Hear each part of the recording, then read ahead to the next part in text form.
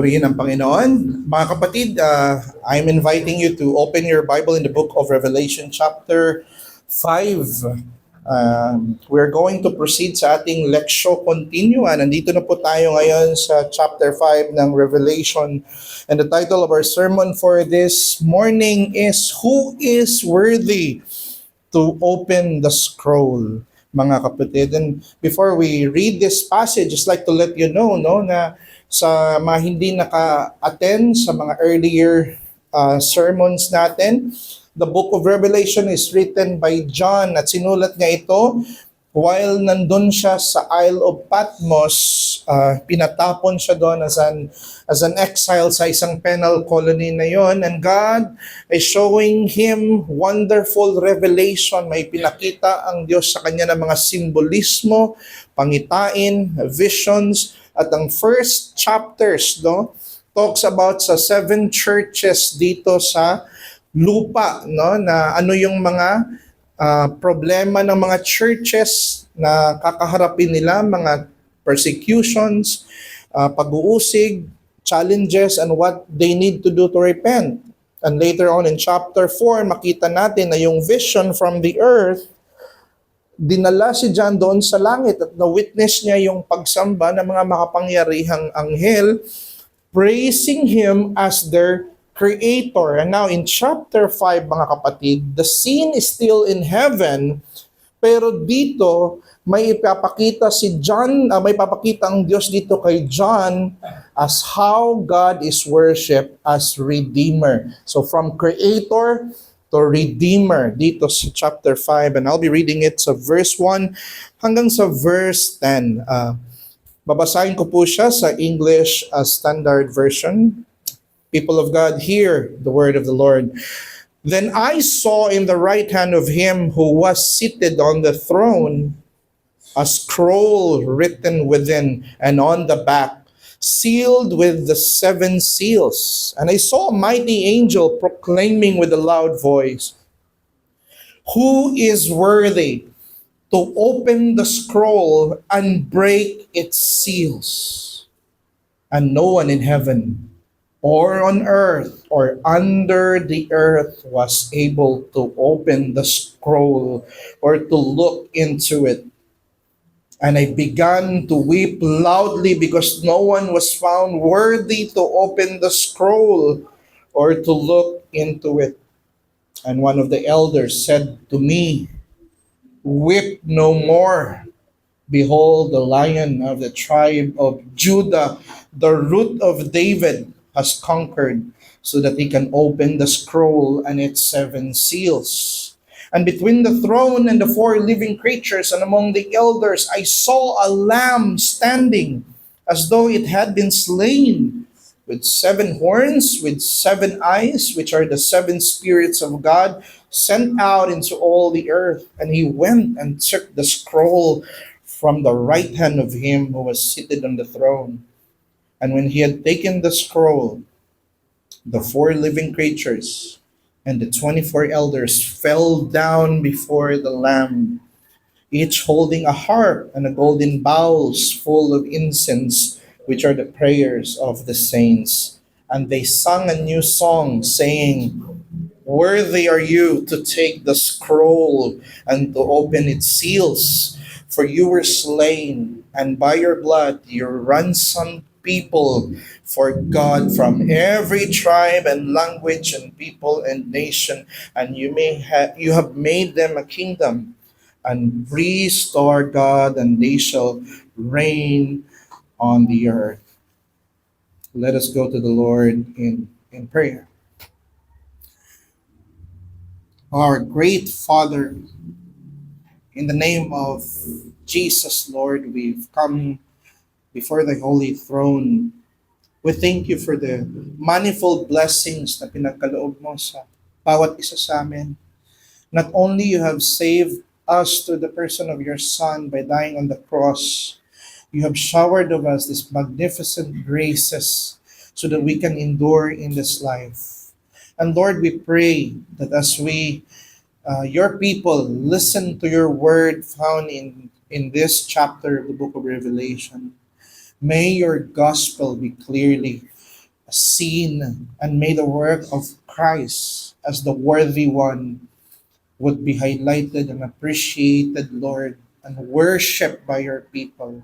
And may this truth about his reign and his accomplishment, Lord, would be the theme of our songs and would be the theme of our life as we journey here upon earth. Lord, bless your people. Bigyan mo sila ng kalakasan, encouragement, comfort, at iligtas mo, Panginoon, ang mga nakakinig sa iyong salita ngayon through the work of your Spirit in their hearts to give them repentance and faith. Let your name be exalted, not unto us, but unto thee. Give glory in Jesus' name. Amen. So imagine for a moment na may malaking baha sa isang barangay. No? So nang uso ang baha ngayon, no? Especially doon sa Cebu. Many survivors or families are trapped sa kanilang mga rooftops and they are desperately in need of someone na siyang magliligtas sa kanila. I saw some news na nandun na talaga sila sa top ng kanilang houses. So the barangay captain, for example, made a very detailed rescue plan upang iligtas itong mga taong ito. You see, the flood currents ay napakalakas, no? Mahirap silang iligtas. However, itong detailed plan ng isang barangay captain, nangangailangan siya ng someone who is worthy to get through the flood waters and fight against the current upang maligtas itong mga tao na nakatayo doon sa rooftop. And sadly, marami sa mga citizens ang hindi nagtangkang mag-volunteer dito kasi natatakot din sila at wala silang sapat kakayahan. But there is one man who volunteers na patunayan na niya ang kanyang sarili sa mga nagdaang mas malakas pa na bagyo na siya talaga yung laging nagre-rescue. No? He is known na matibay yung kanyang track record na siya, itinataya niya yung kanyang sariling buhay upang maligtas ang marami. At sa bawat pagkakataon na siya'y sumusubok, lagi siyang bumabalik na nagtatagumpay.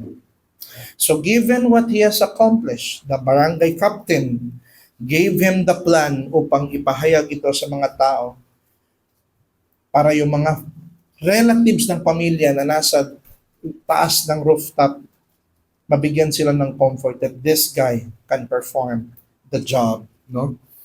At isa katuparan ng plano ng barangay captain. So what does that analogy tells us, no? In the same manner, ganito din mga kapatid dito sa passage na ito sa Revelation 5, ang nakikita natin dito, ipinapakita sa atin na walang nilalang, that there is no creature was counted worthy to open the scroll, no? Except the Lord Jesus Christ, the Lion from the tribe of Judah. At pinakita sa atin ang kanyang death sa cross, ang nagpapakita ng kanyang pagiging karapat-dapat na buksan ng scroll ng Diyos upang bigyan tayo ng comfort sa hinaharap at sisiguraduhin na may sa katuparan ang lahat ng maisulat dito sa divine scroll na ito. So ang main message natin sa umagang ito mga kapatid, the death of Christ on the cross made him worthy to disclose the plan of God and execute their complete fulfillment. Sa Tagalog, dahil sa kamatayan ni Kristo sa cross, siya ang naging karapat-dapat na tagapagpahayag sa lahat ng eternal na panukala ng Diyos, eternal decrees, at isakatuparan ang lahat ng itinakda ng Diyos para sa sangkatauhan.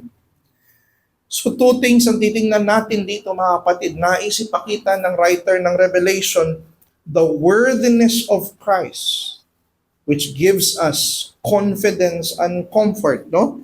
Ang pagiging karapat-dapat ni Kristo ang nagbibigay ng katiyakan sa hinaharap. Number two, the worthiness of Christ calls us to worship Him. So two things, no? ang mga simpleng punto na aking nakikita dito. But let's look at number 1 first. In verse 1, sinabi ni John, no?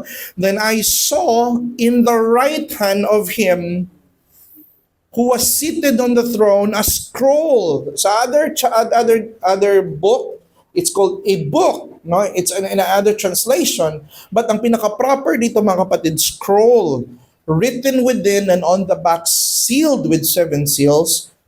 So John saw a scroll, no, na hawak ng makapangyarihang Diyos na nakaupo sa trono. Nakita natin in chapter 4 na itong Diyos na nakaupo sa trono, lahat ng mga mighty angels nakayuko, sumasamba, lumuluhod sila dito sa makapangyarihang Diyos na ito na nakaupo sa trono. And what we see here, sa right hand down ng nakaupo sa trono, may isang scroll. Now, just like to let you know na ang right hand, no, it's a symbolism of great power and authority. Kaya nga si Christ seated on the right hand, no? Kaya yung mga panganay sa Bible, nasa right hand sila ng kanilang ama, because to be in the right hand is an idiomatic expression to be in authority and great power. So imagine na itong librong ito nasa right hand ng Diyos, which symbolizes His great power and authority. At dinescribe itong scroll na ito na may nakasulat written within and on the back. So, sumisimbolo ito na ang nilalaman nitong scroll na ito ay komprehensibong detalye, no? And sealed with the 7 seals, itong selyo na ito mga kapatid, no? It implies na ang nilalaman nito ay hindi pa na-disclose. Kailangan pa buksan yung seal, mga kapatid, unrevealed pa ito, at ito'y nagpapahiwatig na kung hindi mabuksan yung seal na ito, not only hindi siya ma-reveal, hindi rin siya ma-implement ang katuparan nito. Okay? So therefore, dapat mabuksan itong scroll na ito na hawak ng makapangyarihang Diyos. Now when I look at the commentaries, because by my own interpretation, posible akong magkamali dito, mga kapatid, no? Kasi it's filled with symbolism. According sa isang respected commentator, na tama naman yung theology niya, si Stephen Smalley, the scroll contains the divine plan for the future of creation. Kaya detalyado siya from the back and within, kompleto ng detalye, may nakasulat. Usually yung scroll, hindi yun sinusulatan sa back, mga kapatid. When I studied on the about papyrus, yung mga parchments, hindi talaga nila sinusulatan yung back portion. Pero the mere fact na sinulatan ito, pinapakitang simbolismo na napaka-komprehensibo ng detalye na nilalaman dito. Another commentator, G.K. Beale, sa kanyang Revelation, sabi niya, the book is thus best understood as containing God's plan of judgment and redemption, which has been set in motion by Christ's death and resurrection, but has it yet to be completed. Ang nilalaman daw ng scroll, ang plano ng Diyos sa history, containing sa paghukom, sa kanyang paghuhusga dito sa mundo, judgment, woes, and lamentations, but also the redemption of God's people. And kung titingnan natin sa chapter 6, makikita mo na, may 4 horses dito na nagdadala ng famine, nagdadala ng mga trahedya at mga judgments. And it makes sense itong sinabi ni J.K. Beale na kinocontain dito yung pag-judge ni Lord in the future sa sangkatauhan at ang pagligtas niya sa mga elect. When I look at Ezekiel chapter 2, the same information, ganyan din ang impormasyon na pinoprovide ng Ezekiel 2 verse 9 to 10. Then I looked, and behold, a hand was sent forth to me, And behold, a scroll was in it. Meron ding scroll na nakita si Ezekiel. Then he spread it out before me, and it was written on the front and back. Okay? And written on it were the lamentations, sighings, and woe. Pansin nyo, judgment ng Diyos sa Israelites, sa mga Israel ang kinocontain din, but it also includes the salvation plan of God para sa Israelites. So just as it is true before na nagko-contain ng judgment and salvation, the same is true here sa Revelation. Makikita sa chapter 6 ng Revelation, ang nilalaman nitong 7 seals ay mga judgment and victory ng Ebanghelyo. In other words, ang nakapaloob po dito ay ang komprehensibong plano ng Diyos sa pagligtas ng mga unsaved elect at paglalapat ng judgment sa mga kalaban ng Ebanghelyo. So in verses 2 and 3, titingnan natin, and I saw, alam na natin kung anong kinocontain ng scroll, pero sa verses 2 and 3, and I saw a mighty angel, isang napakamakapangyarihang anghel ang nakita ni John, no? Proclaiming with a loud voice. We can imagine na yung voice niya can reach to the heavens, to the earth, and under the earth, posing a great challenge. Who is worthy to open the scroll and break its seals? Nung sa chapter 4, todo ang ating pagkamangha sa mga makapangyarihang anghel, no? Ng 4 living creatures, kung gaano sila ka-mighty ang kanilang hitsura, ang kanilang kapangyarihan. But there was a challenge that was posed here by a great and mighty angel. Sino sa inyo? Who is worthy to open the scroll and break its seals? Pero anong sagot sa verse 3, mga kapatid? And no one in heaven, of all the mighty cherubims, seraphims, and powerful angel that we saw in the book of Revelation, sabi, and no one in heaven, wala kahit isa. Kahit sinong pinaka-powerful saint doon sa langit. Kahit sinong kilalanan, mga santo doon sa langit, mga kapatid, walang able na buksan yung scroll na yun na hawak ng eternal na Diyos doon sa kalangitan. Or on earth. Wala sa earth. Walang mahanap kahit isa. How about under the earth? Sa realm ng mga demonyo at sa realm ng Satanas. Is there someone there very powerful that can take out from the hand of the Almighty that scroll and break the seals thereof? And the answer is no one. Walang nilalang ang kayang mag-open ito. This is a challenge sa lahat ng nilalang sa Diyos, sa langit at sa lupa, maging sa Hades, kung meron bang may sapat na kakayahan na buksan ang libro na nasa kamay na makapangyarihang Diyos. Wala kahit isang nilalang na may worthiness.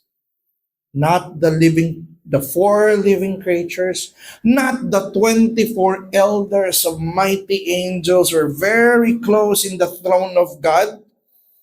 They all were unworthy na buksan ito. Baka Brother Jess, kailangan ng sinlessness. Dapat walang kasalanan. Yan yung nasabi ng mga commentator. But I would say, no, that's not a viable interpretation. Hindi sinlessness ang kailangan dyan because those angels who are in heaven, they are sinless. Hindi lang ang pagiging morally pure ang dinidiman dyan, mga kapatid. You have to be equal with the God who sits on the throne upang makuha ito sa kamay niya, mga kapatid, no? And makikita natin dito, no? If no one is able to do it, walang nilalang, no? Ang kayang magbukas nito. Naintindihan ko si John kung bakit nag-cause ito ng matinding pag-iyak na naramdaman niya. Nung nakita niyang no one can open the scroll thereof, And in verse 4, and I began to weep loudly. Umiyak si Apostle John, si Saint John, because no one was worthy to open the scroll or to even look what is in that scroll.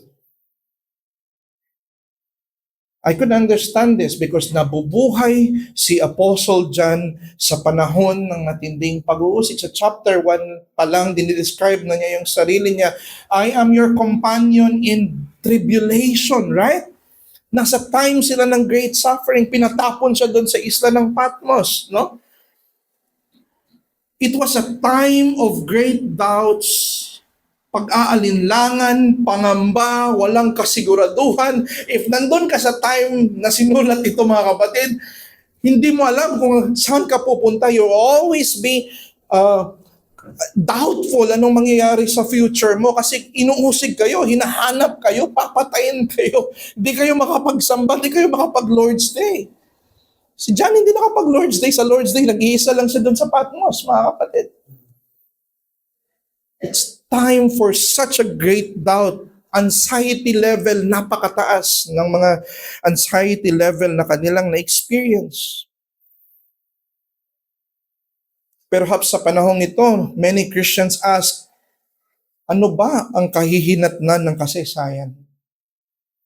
Knowing na napaka-chaotic ng mundo na kanilang ginagalawan, magtatapos ba ito sa pagkatalo ng iglesia? Will evil and Satan reign and succeed at the end? Sino ba talaga yung tunay na victorious at the end of all of this? Maging successful ba sa pag-accomplish sa kanilang mission ang iglesia sa lupa? How would we know the end of it all? Not knowing what's gonna happen in the future can cause us deep anxiety, right? So hindi mo alam anong mangyayari. Ano kayong mangyayari bukas?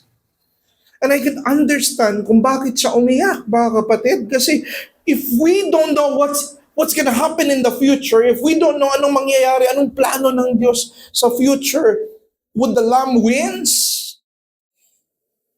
It caused great anxiety. In other words, the people of God needed to know at least some information about the end. Knowing what will be the end can give the early Christians either encouragement or discouragement. If the end is that Satan would succeed, matalo lahat ang mga Kristiyano at magwawagi ang kasamaan, then they would consider their present efforts being useless and meaningless. Walang saysay ang kanilang pag-serve at ang kanilang paggawa ng mga ministeryo kasi sa huli-hulian, matatalo din naman pala sila. Right? Kung yan ang end, discouraging yon. And possible rin tayo dahil sa mga nangyayari din sa mundo na ginagalawan natin, no?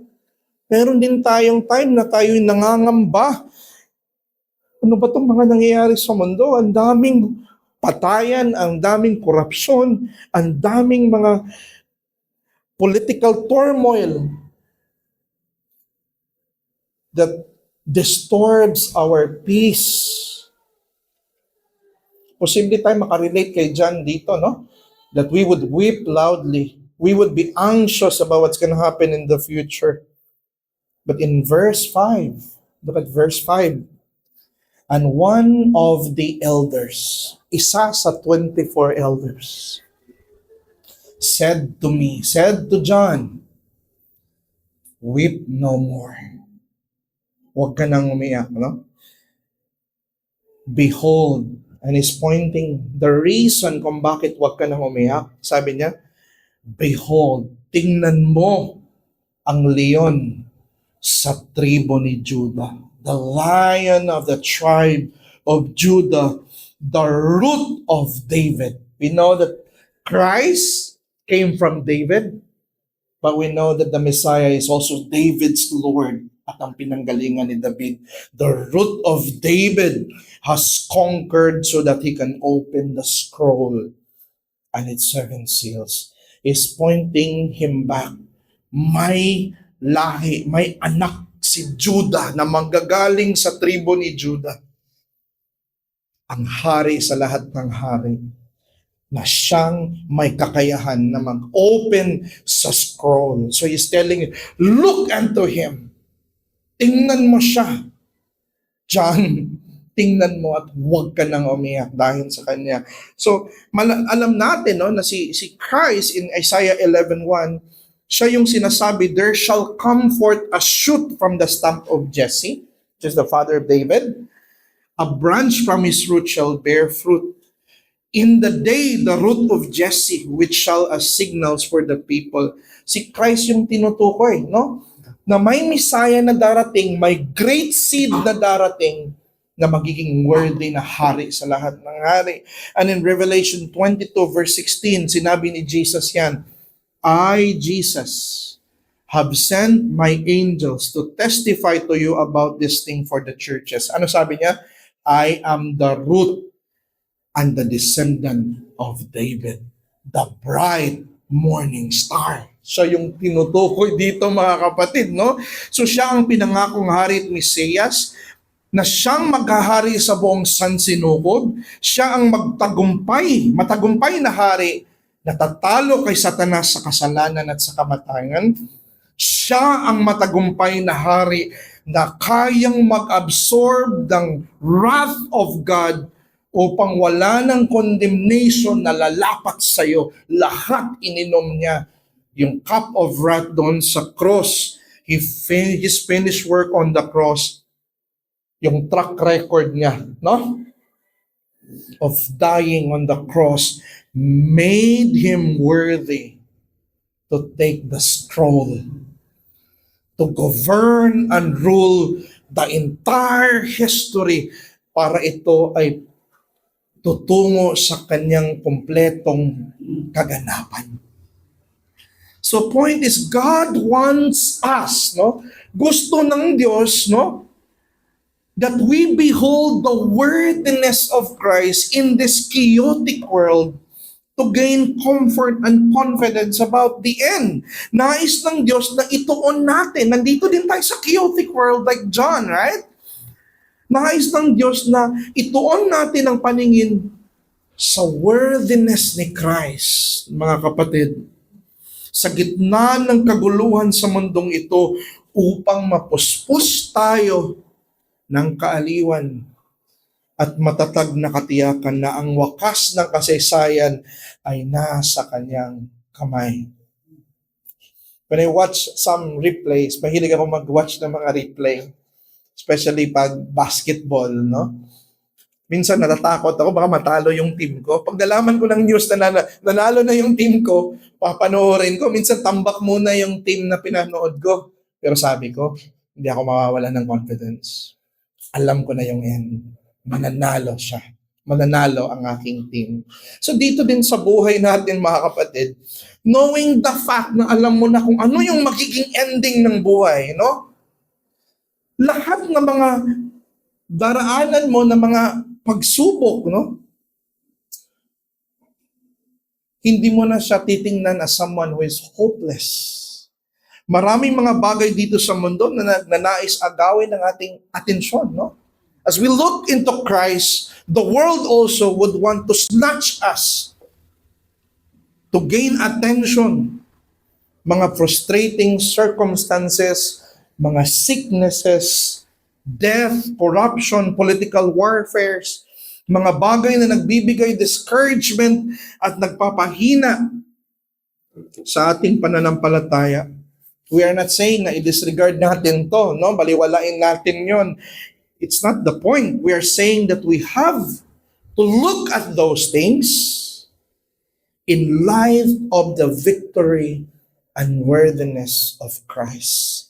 Ang lente na ginagamit mo sa pagtingin mo sa mga masasakit na pangyayari sa mundo, yung victory ni Christ, mga kapatid. If kayang talunin ni Kristo ang kamatayan at kaya niyang ma-absorb ang puot ng Diyos, then He is able to direct all events, no matter good or bad, for the good, for the absolute good of His people. So challenge natin, weep no more. Itong sinabi ng elder, weep no more.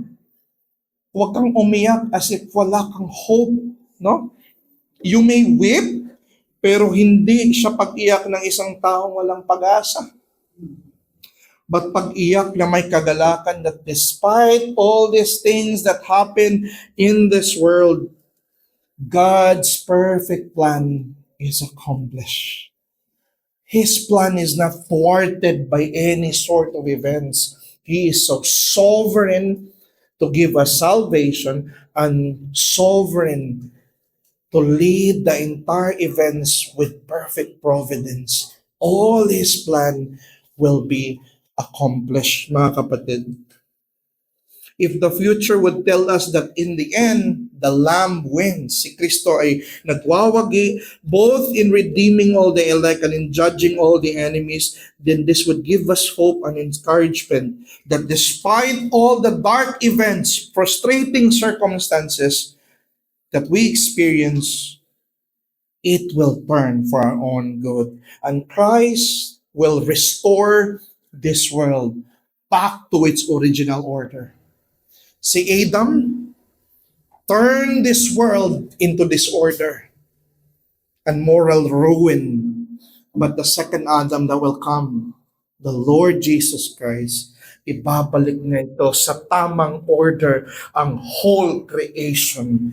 And He will establish a world that is better than the beginning. Hindi tayo ibabalik doon sa garden ulit, back to the original. No, it shall be better than it was before. It's a glorious thing, more glorious than the beginning. So ganun po ang nakikita ko dito sa aklat na ito. Number 2, the worthiness of Christ. He's worthy. That's the song, right? That they sing. The worthiness of Christ because of His death on the cross calls every creature to worship Him. So in verse 6, and between the throne and the 4 living creatures, so take note, makakapangyarihang yan, the 4 living creatures, the 24 elders, and among the elders, anong nakita niya? First, may narinig siya, no? I heard, then I saw, right? Ang narinig niya sa elders, may leon, may darating, no? The Lion of the tribe of Judah will come and is worthy to open the seals. But what he actually saw here is a lamb. And sabi niya, and I saw a lamb standing as though it had been slain, with 7 horns and 7 eyes. Itong 7 horns, mga kapatid, it implies omnipotence, no? Normal ito na ginagamit na pagpito, meaning complete. Horns meaning strength or power. So may kompletong kapangyarihan, no? May omnipotence na kayang mag-open ng scroll. And with 7 eyes, the omniscience, which are the 7 spirits of God sent into out all the earth. Nakita ni Apostle John ang isang kordero. So, we have the mighty angels, pero at the very center of it, at sa trono, mga kapatid, no? What we have here, nakatayo sa gitna ng trono at sa 4 na buhay na nilalang at sa 24 elders, ang narinig ni John na leon sa tribo ni Judah ay nakita niya bilang isang kordero.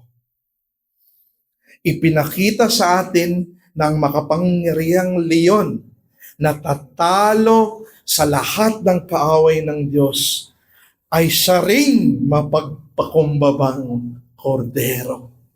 And when we think about the lamb, ang unang papasok sa isip natin, yung sinabi ni John the Baptist sa John 1:29.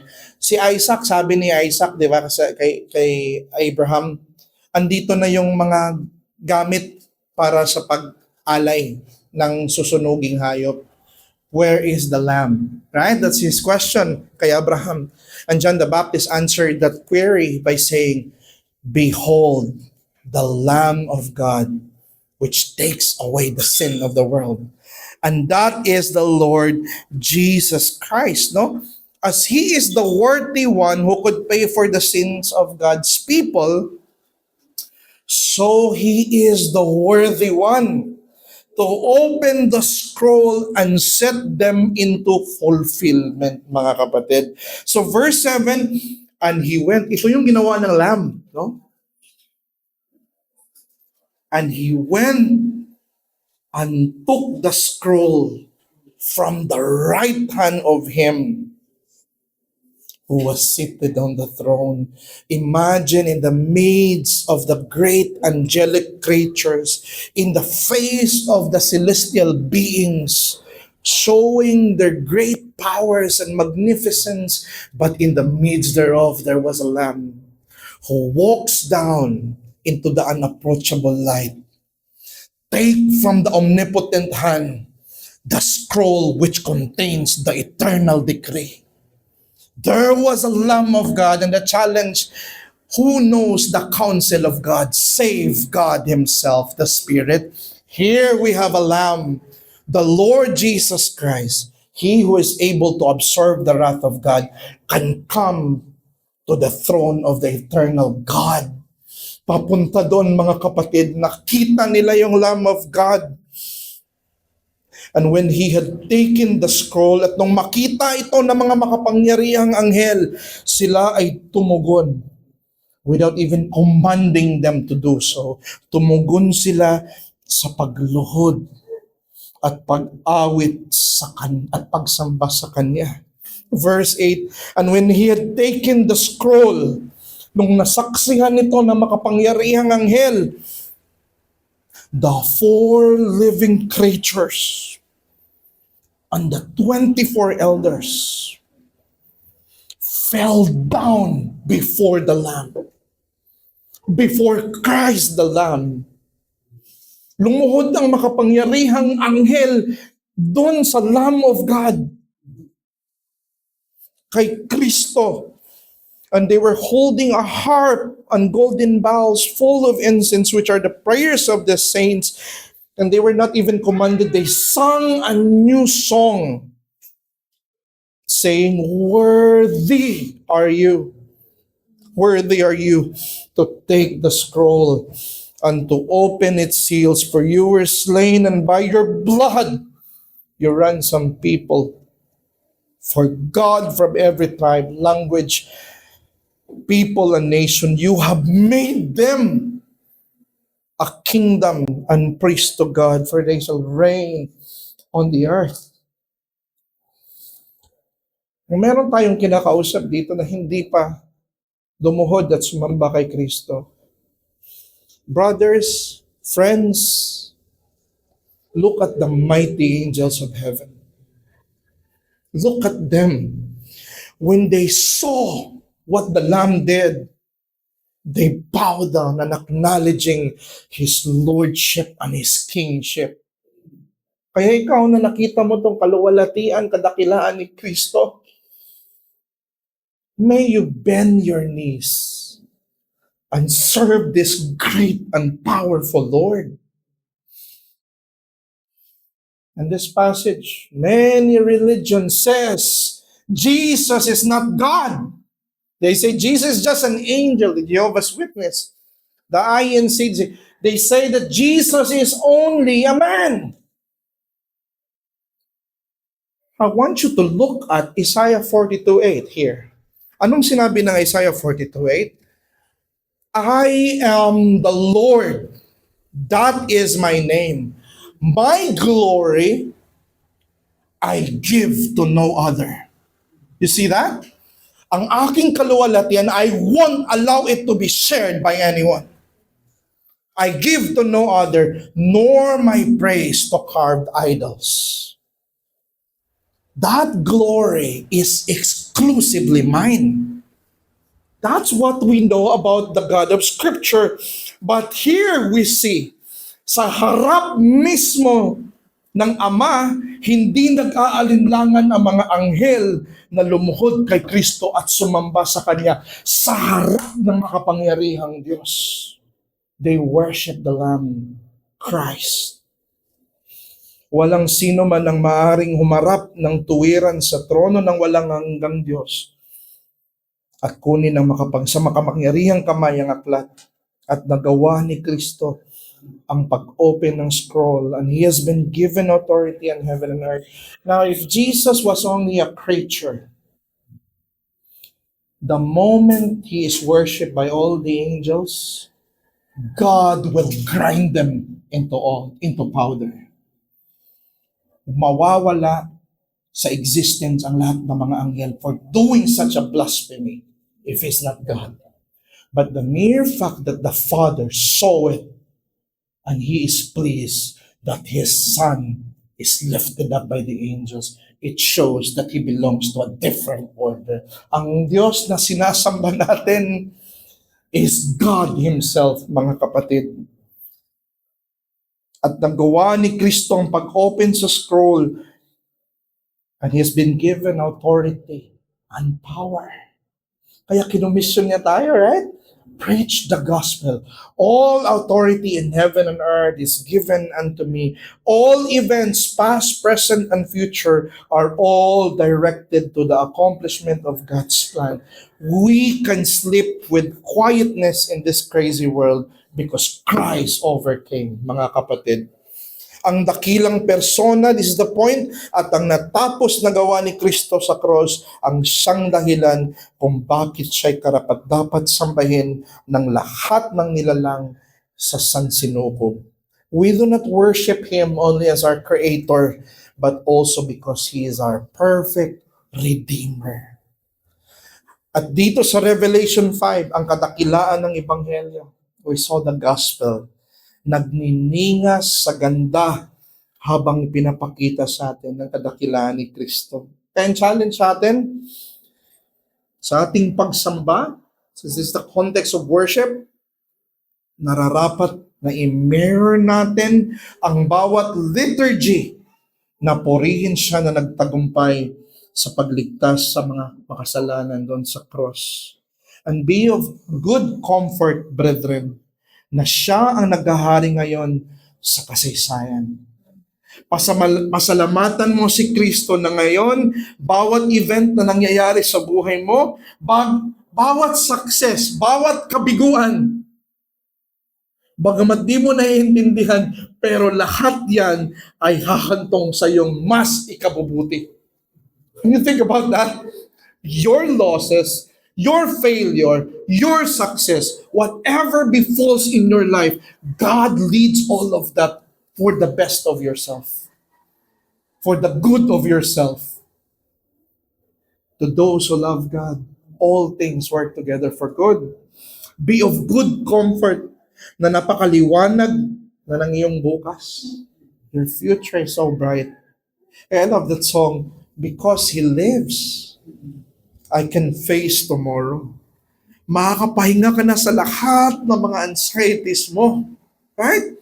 Isn't the gospel the one that could extinguish the anxieties na nasa ating mga isipan? Magkakaroon ka ng relief sa mga lowest points sa buhay mo.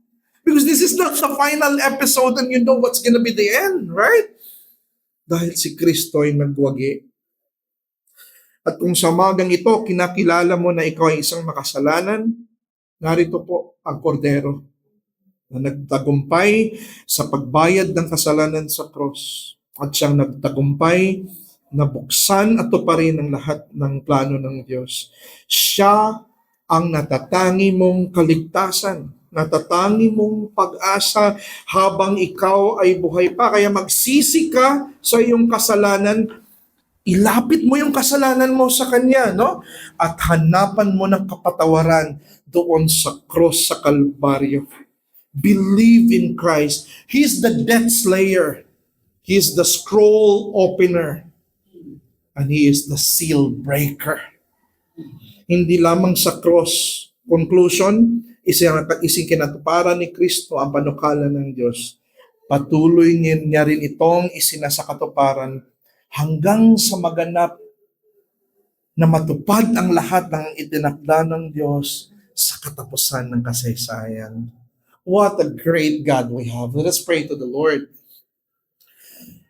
Oh, wonderful, great, and almighty Savior. Salamat aming Ama na nasa langit. Na may pag-asa kami dito sa mundo. Na kami ay more than conquerors. At kami ay magwawagi dito sa mundo.